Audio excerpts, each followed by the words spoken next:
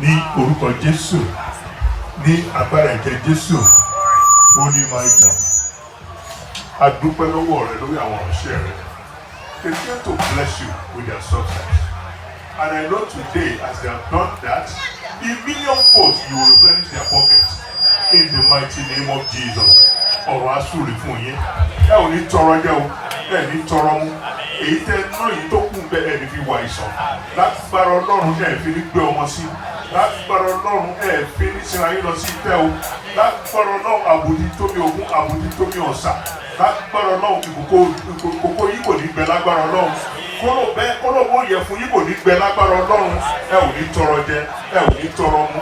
Ìbùkún tẹ mú wá lónìí lórí ọmọ generation upon generation to come. A radiate délé lágbára Ọlọ́run.